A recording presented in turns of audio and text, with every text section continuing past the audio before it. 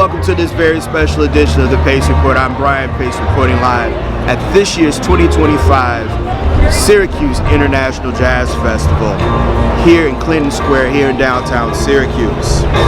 Tonight, blessing the band stage is a saxophonist and composer, Ada Rovatti. Now, in a span of the last 25 years, Miss Rovatti has led multiple music groups, and she has a brand new record, The Hidden World of Piloo, which is her nickname what her father gave her. Now tonight you're going to see her ensemble playing music from this new recording, but we also talk about her origins growing up in Italy, and also talk about her being married to the legendary Randy Brecker. We also sit down and break bread and talk about how she was very much motivated to play not only by Randy, her husband, but also by the great James Moody. So sit back, relax, and enjoy highlights of Miss Ada Rovatti live here at this year's 2025 Syracuse International Jazz Festival here at Clinton Square, here in the heart of downtown Syracuse.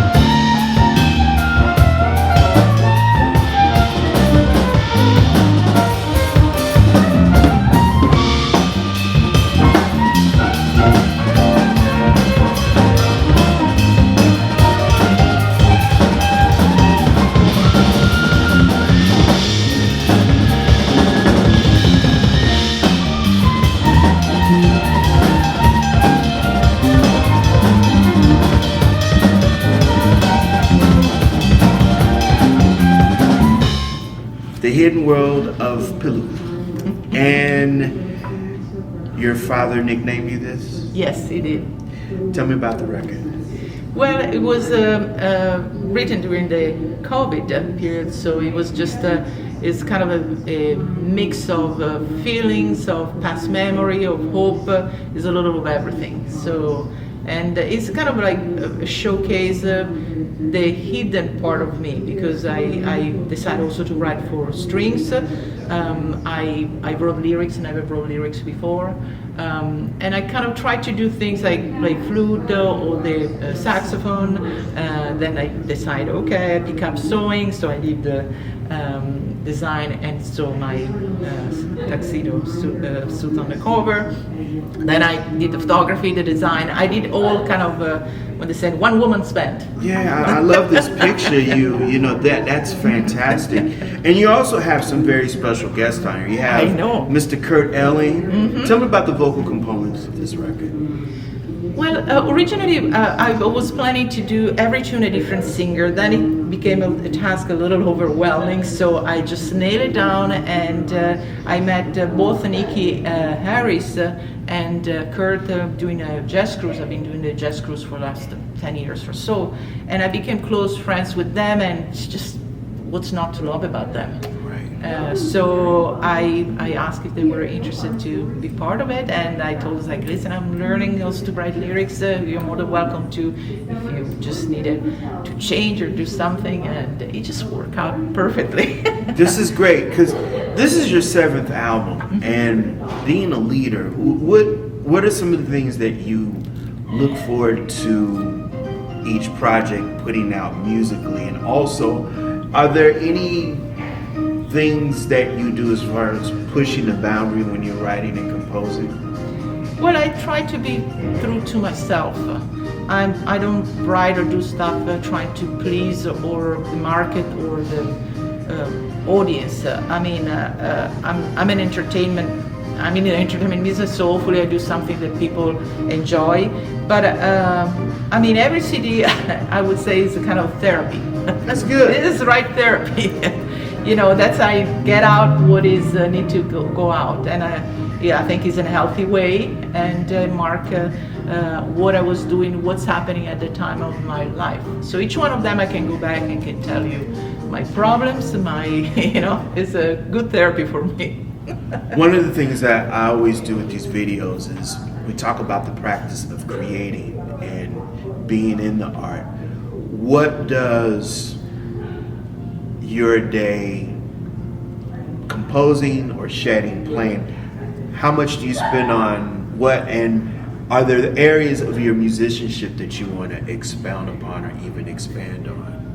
Well, there is always so much, there is not enough time in my day to spend on the things that I would like to do. And not necessarily also music. I found that I'm very into craft and kind of artistic with different other craft. I found that when I put myself doing other craft like sewing, it helps me to focus on music, because I find myself singing a pattern that I have to write down, and it's just interesting how all this artistic output helping each other. And with music, I try to maintain a routine of clearly to the classical and all the exercise, but depends on, there's some period I'm more into writing, so I spend more time into writing, and some other time I'm more into really practicing. And then, if I'm playing with not my group, doing a lot of things as a guest, so I want to be sure to spend enough time with the music I'm preparing for a concert. I take very seriously my work when I get hired, and I have a tremendous respect to other people's music, so I want to be sure that I prepare and I feel comfortable with it. So my day is pretty full every day. I get it. Running your band, that's another business side of what you're doing too. Preparation for that. You got management, you got to travel, you got to put together 5 or 6 people in your band. What and how do you put that together? It's very time consuming, and I'm not sure I'm that good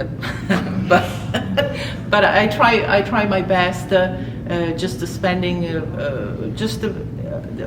being organized in a way that, less email, but with one email trying to write all the information. Just there is a routine between me and Randy that we came out with a good, especially when we work together, one person does one thing and we kind of we don't have a management, we do it all ourselves. That's where it's going now. That's where it seems where it's going now. And a lot of people are doing that because just with the cost and everything is, the business has been really changing on a daily basis almost. Even when you put out a CD, from one CD to the other, the game changed. So I have to kind of re-update all my, the way operanding. I got you. So now, CDs, you're putting out your music independently, and we're seeing now a resurgence of vinyl. What is your take on this whole philosophy of music, everything old is new again? It seems like the very format that I grew up listening to music now is coming back. Are you now getting ready to move forward and put your music on vinyl now? Is out. Yeah, I kind of tricked myself again, just saying, you know what, let's do it, And I found amusing, that, is coming back. Clearly, it's like now that that everything is so easy to access with YouTube and just MP3, etc.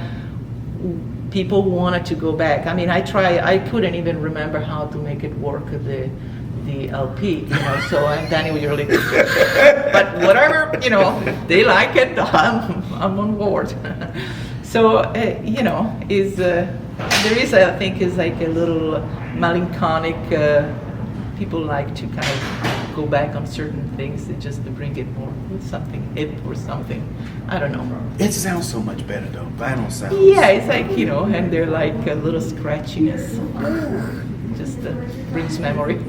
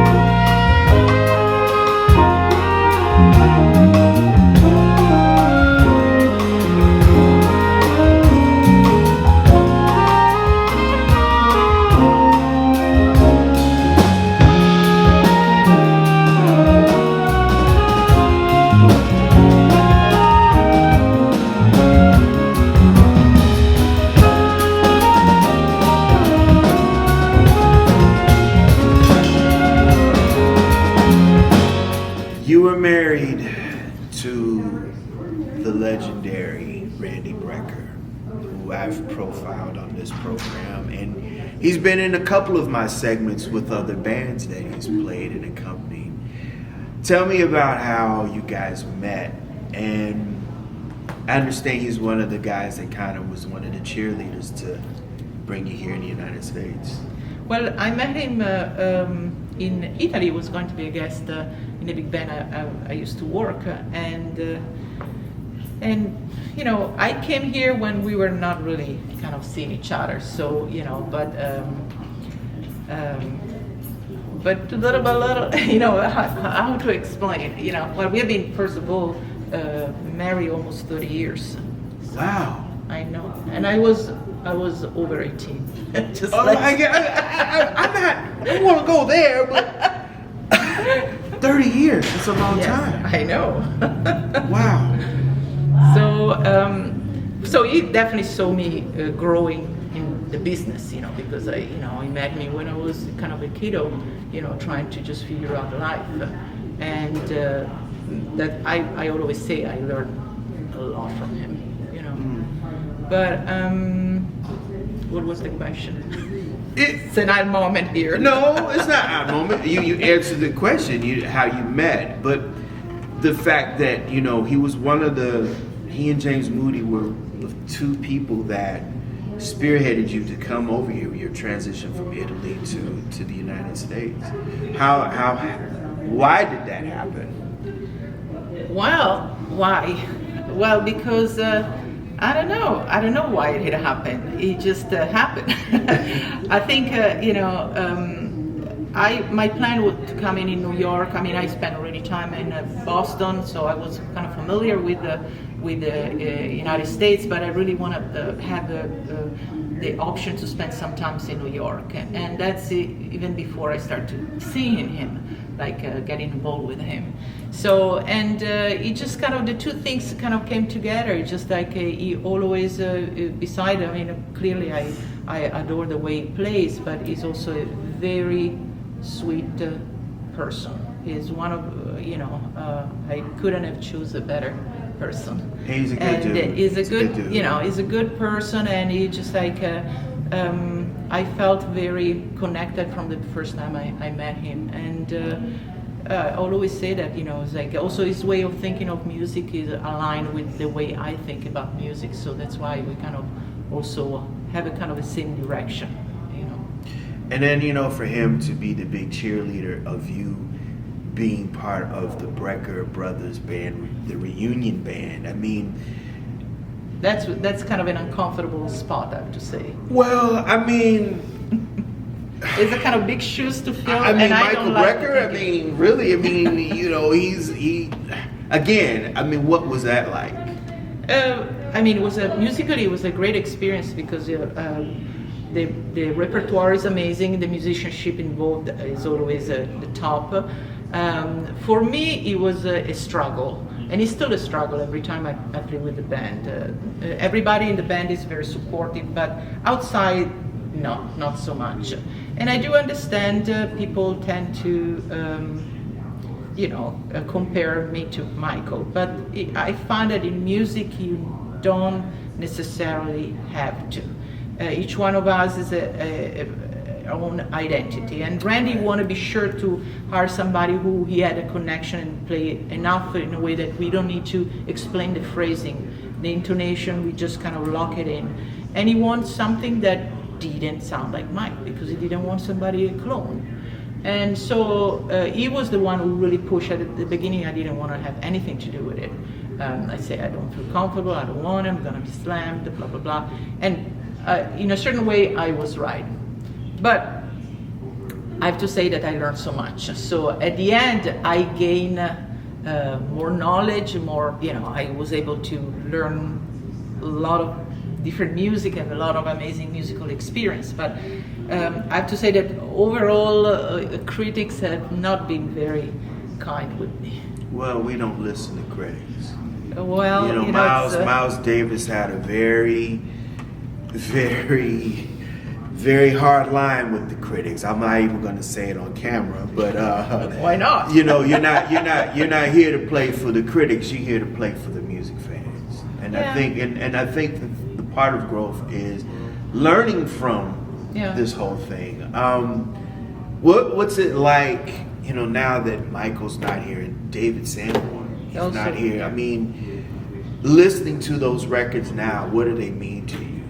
But I find they are still very contemporary. I mean, just certain things like, if you just listen to just their hits, some skunk funk, I mean,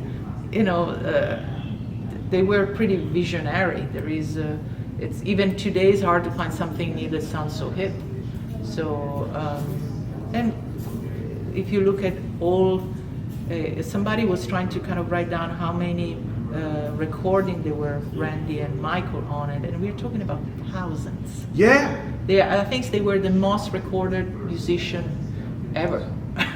Randy, Randy, Michael, Willie, John Faddis, Steve Gadd. Yeah, they are all, they play from TV theme to Tom Scott, those guys. And the thing that's remarkable about the Berklee brothers, they're revered because of the diverse palette of records that they recorded on, whether it's Carly Simon to the Frank blues, Sinatra. I mean, I just saw recently the video from recording when he changed the words of Mac the Knife. Yeah.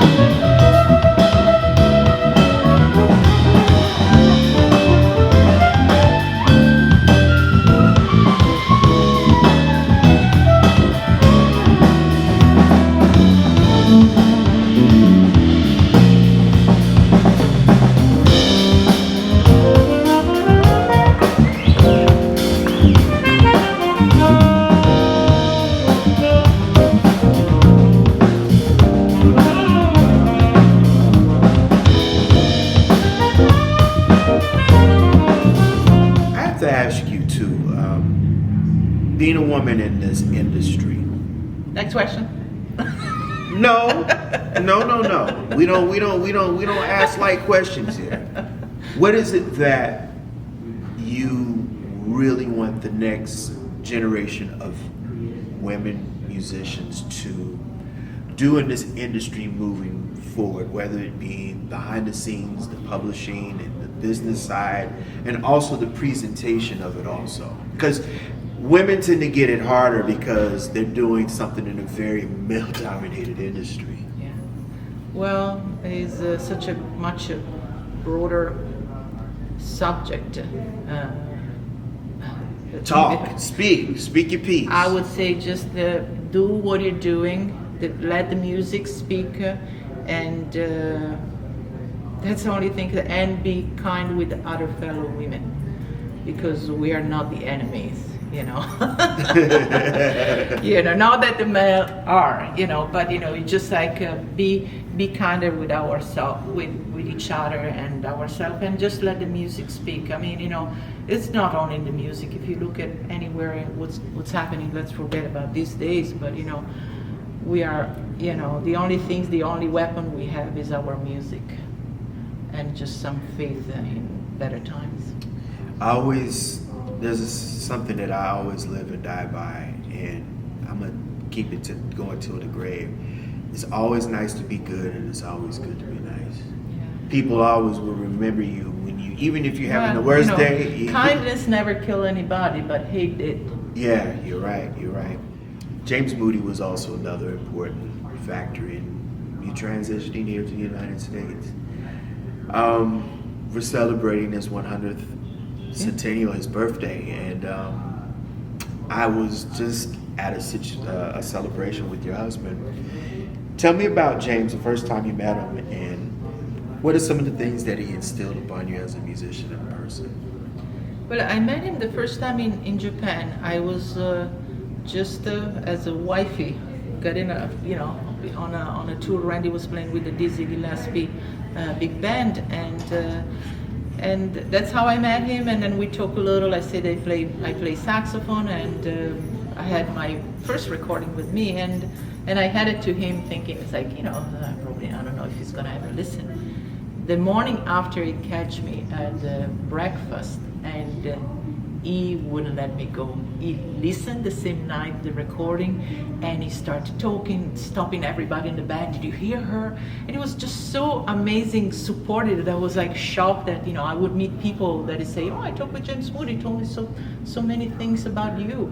And I thought it was just so kind that somebody would take his time and his status, because it was one of the greatest out there, to just trying to help someone else.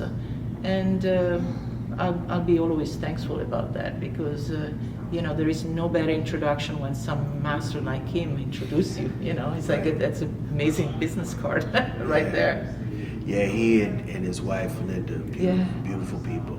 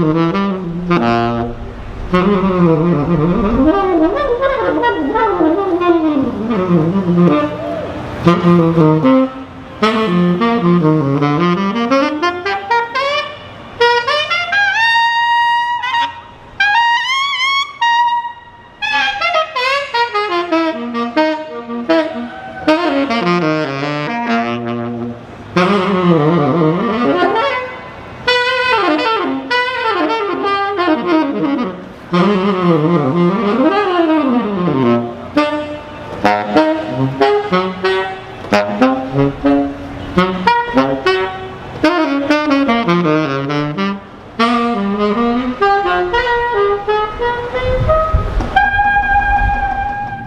growing up in Italy, opera is the dominant music, and you being exposed to jazz music, it's like bipolar opposites ends of the scale. How did you get exposed to music?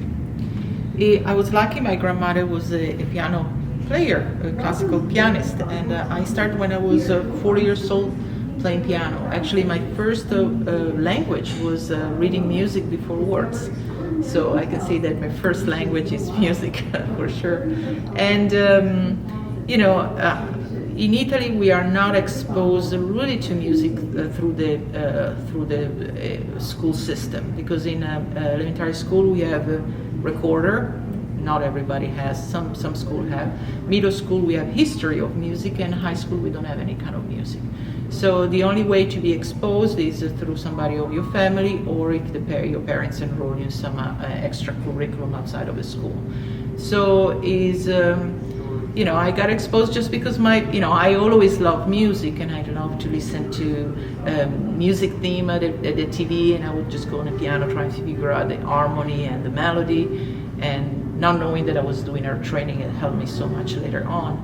And it was just really by chance, my brother started to put the band together. He wanted to play guitar and he would play blues, and that's how I started, kind of convinced me I would be popular with boys if I pick up the saxophone, and that was a good pick up for me. And then it just, this whole history, then it's like you can start to scratch and listening to solos like that was so cool. Where did it came from? Oh, I remember the first solo I transcribed was Lulu Marini, Route 66, the Blues Brothers.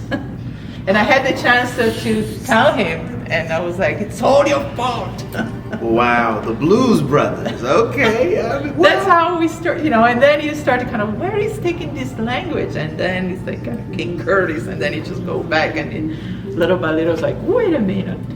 You connect the dots, interesting. Who bought your saxophone? And when did you get your first saxophone? My dad rented an alto, and I remember I took it home, and it was held together by rubber bands. It was not the best one, but I was able to get a sound almost right away, and then I upgraded to a used one, and then little by little. I had to kind of prove my parents it was just a moment of madness. I mean, maybe I'm still living in the world of madness. Well, I don't know. Tell me about Berklee, because you're still a teenager, and you're studying at the summer program at the Berklee School of Music, and you're in this hotbed of musicians from all over the world who are trying to be the next big thing. What was it, a culture shock for you, or was it, okay, I'm just going to ride this until this ends? Well, it was a culture shock, but in a good way. I did need that thrill. I need to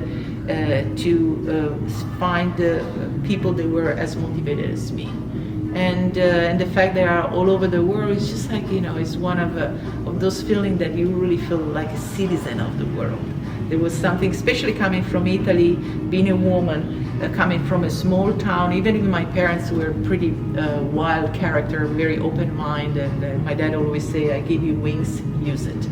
So I felt really that I was a citizen of the world there, and with everybody bringing on the plate their own culture, their own music, Latin, India, from just name it.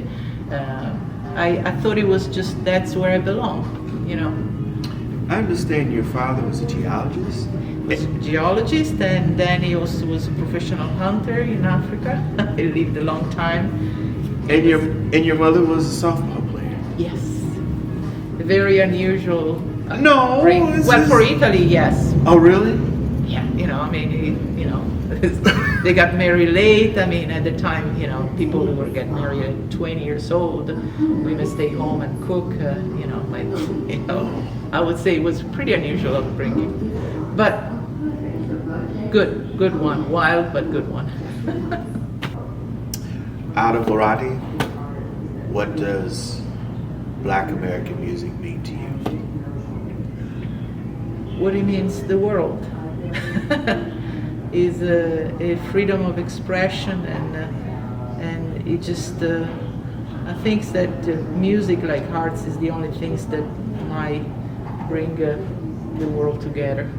And I think we have a duty as artists to try to, you know.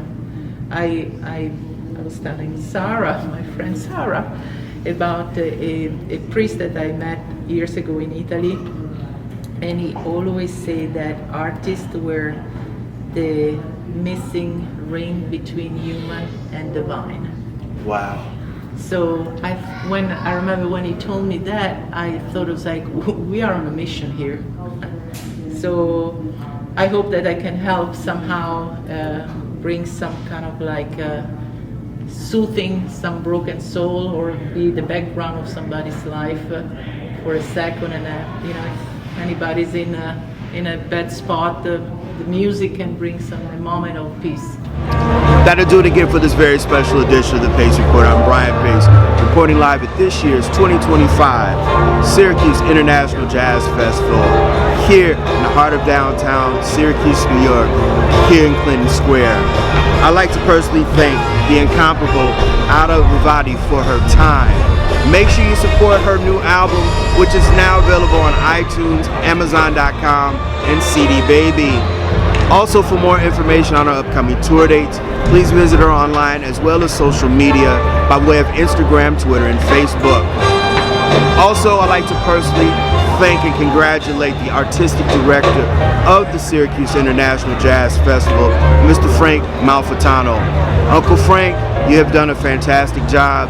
You continue to give your life to Syracuse and the music fans, and they adore you. Keep up the good work. For more information on the 40th anniversary, which is next year, for the Syracuse International Jazz Festival, please visit them online at syracusejazzfest.org. There you'll find some information about lodging as well as upcoming lineup. As always, people, I can't stress this more than enough. Please like, share, and subscribe to my videos here on YouTube and Vimeo, as well as leave comments. Until next time, remember, if it's in the groove, it'll make you move. Till next time.